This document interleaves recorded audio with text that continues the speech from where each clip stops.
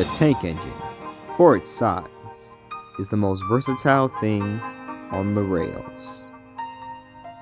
And the tender engines are the power behind the expresses and the goods trains that go all over the island of Sodor.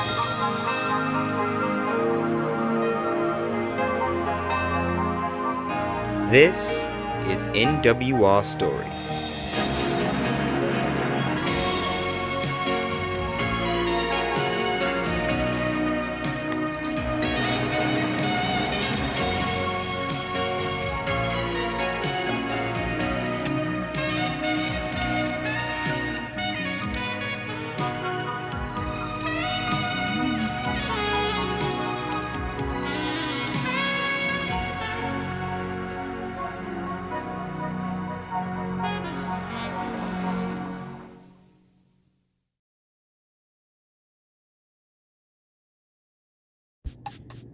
No trouble for Edward.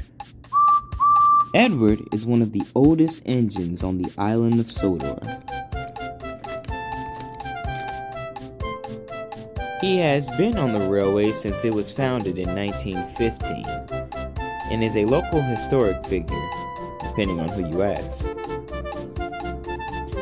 Due to him being one of the oldest engines on the railway, it does make him the wisest also, because he has experienced a lot of things while living on Sodor. But does this give him a sort of entitlement when training the newer engines? No.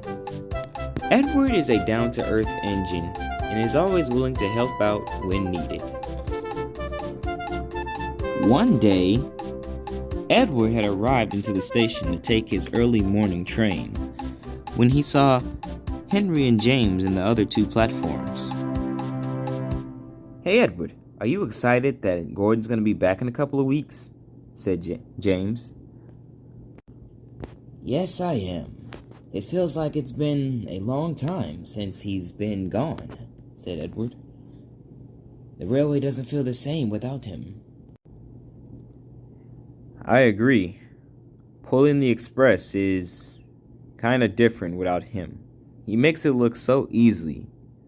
But me, Rebecca, and Andy have been struggling to make sure we pull the express." As I said, he makes it look very, very easy. "And I also heard that Richard Hatt is in charge of the railway for a couple of days, while the Fat Controller is on the mainland seeing a doctor. I don't know why he went all the way to the mainland when we have plenty of doctors here." "Well, you know that some doctors on the mainland are more specialized in, taking care of the elderly. Because at his age, he needs top-notch care," said Edward. "So I'm guessing you can relate then," laughed Henry. "Oh, ha ha, very funny," said Edward, laughing. "You guys stay out of trouble. I'm gonna go get on with my passenger train," said Edward. And with a toot of his whistle, Edward left the station with his train.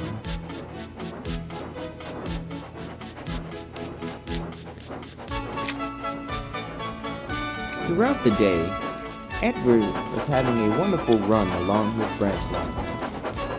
There was no place he would rather be during the summer season. His passengers were happy, and overall he was happy, so it made the run much easier. He was soon rolling over bridges and puffing through the countryside as he rounded up his last trips. After a long day of being really useful, Edward finally made it to his last stop, which was Wellsworth Station. "Right on time and really reliable. Right, Edward?"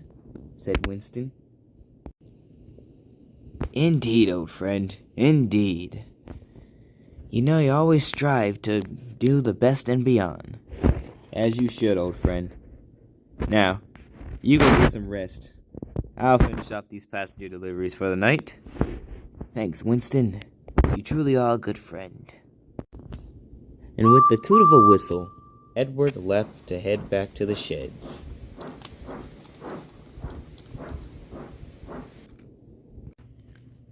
That night at the sheds, Richard had arrived to talk to Edward. Hello, Edward. How was your day today? Oh, my day was good, sir. Passenger runs went as easy as always, and I'm pretty much doing good. Good. That's good to hear. Now, I have a job task that was tasked for me to give to you from my father. Sure, what is it? Well, I'm going to need you to show Charlie how to handle some trucks. He said he's had experiences on the mainland, but I might need the railway's foremost expert to help him. I guess I can, sir, but I heard he's kind of a jokester, said Edward. Well, I'm sure you're no shy to that. You know, very true. If he's like Thomas when he first arrived, then I'll have nothing to worry about. I'll take the task, sir. Good job, Edward. Well, I will see you tomorrow. Have a good night, sir. The next day, Edward was waiting to head off to the yards to meet up with Charlie when Thomas arrived with some freight cars. Good morning, Edward. Oh, good morning, Thomas. What are you up to? I just came back from the yards. Had to get my own train together because I thought Charlie was supposed to be doing it. Oh? What's wrong with Charlie? He just spent too much time joking around instead of doing his job. So I had to arrange my own train instead of him, doing it. Well, hopefully I can whip him into shape or get him in order, said Edward. I hope so, since you practically taught most of us, said Thomas. And with a toot of his whistle, Thomas left with his goods train.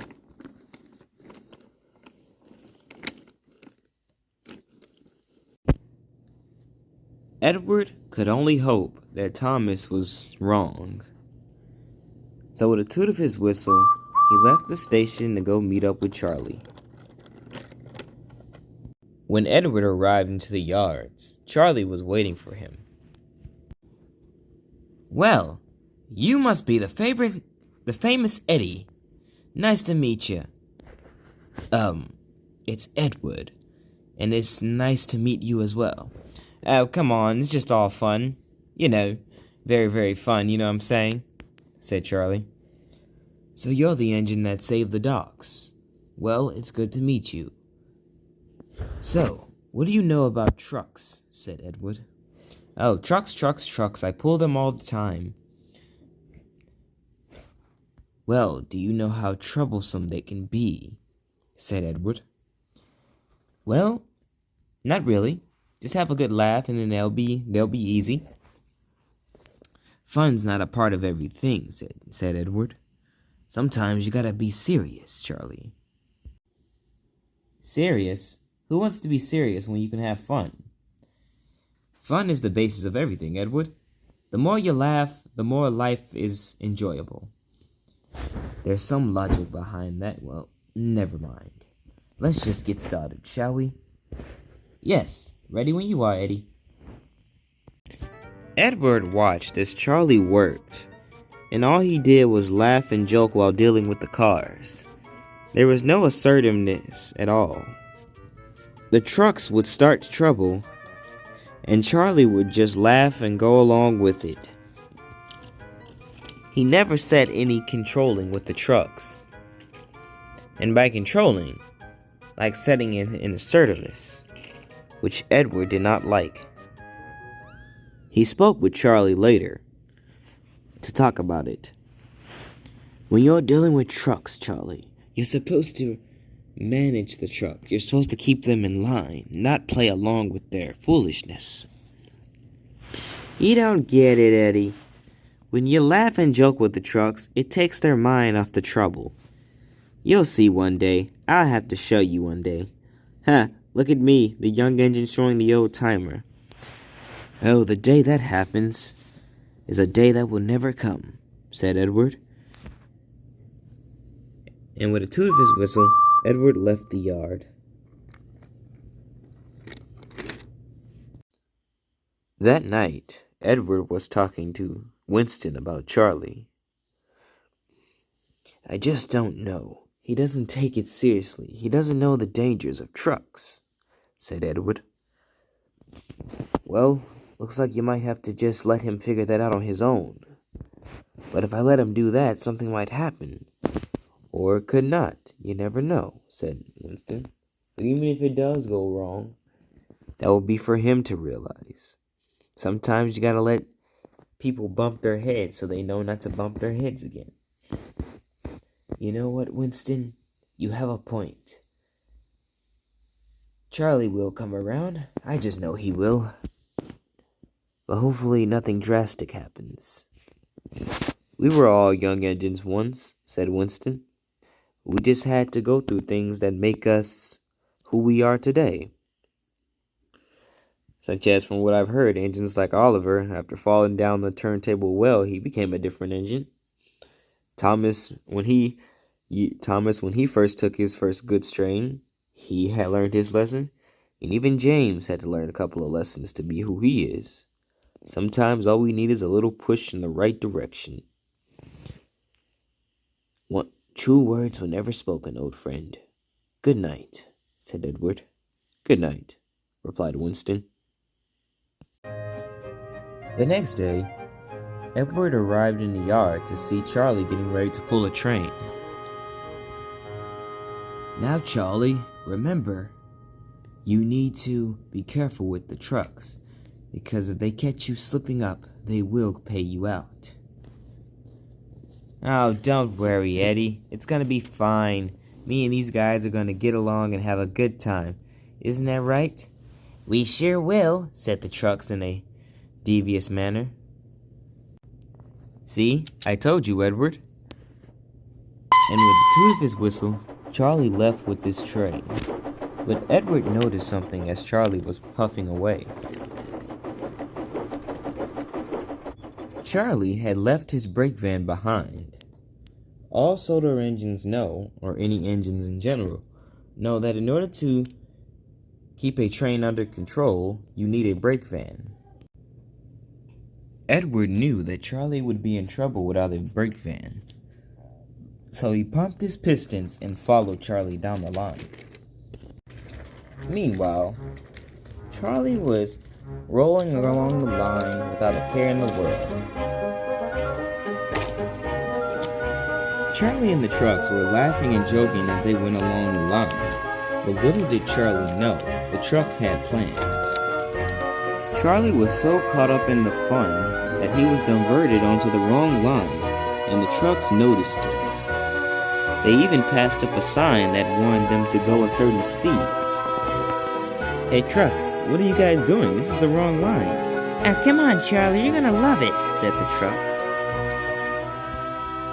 There was a strange object left on the track up ahead, and below the track was the end of the bridge, where it landed into a small, shallow part of land. Charlie hit the strange object and was started to dangle off the bridge. Charlie's front wheels were dangling off the track, and he soon felt himself leaning downward. He was not laughing anymore. All he could see was the bottom. It wasn't a deep drop, but he knew that if he fell, he would be damaged. "Oh no, trucks, this isn't funny at all." "We told you would love it," laughed the freight cars. But Charlie was very worried. Edward made his way down the line as quickly as he could. Edward roared across the bridge and steamed through valleys to try to catch up to Charlie. It wasn't long before Edward finally made it to the bridge where Charlie was. Soon Edward arrived and buffeted up to the back of the truck on Charlie's train. "Edward, is that you?" said Charlie. "Yes, it is, Charlie, but hold on. Let me get a moment to pull you up." And soon, Edward started to puff his pistons, slowly pulling the train back down the bridge.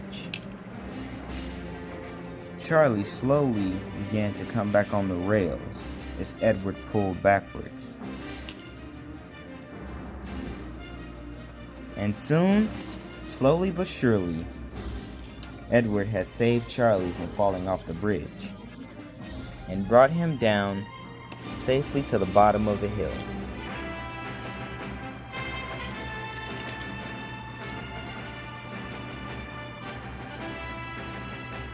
"Thank you, Edward," said Charlie.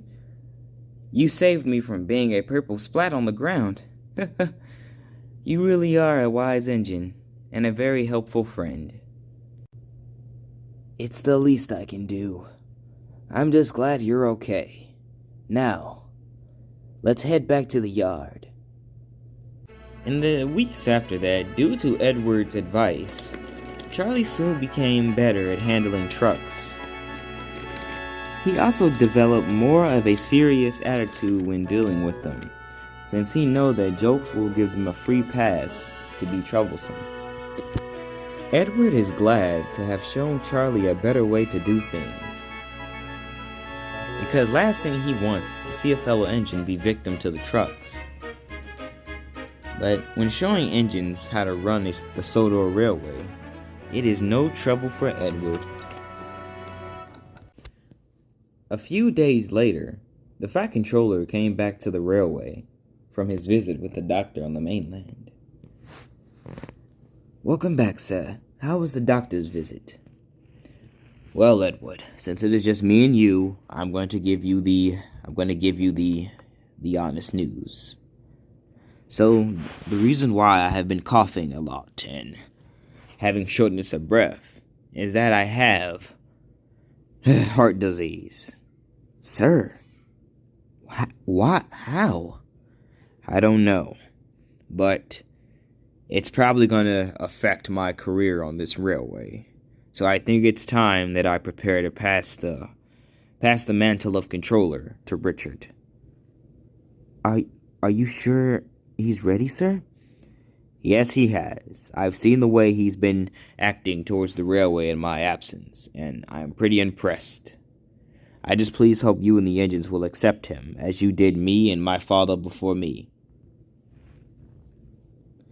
"We will, sir, but it's going to be a big change." "Change is something that the Sodor Railway is used to." "All right, sir. Shall I tell the other engines?" "No. I don't want to break the news to cause a panic." "All right, sir. I agree with your decisions." "Good, Edward."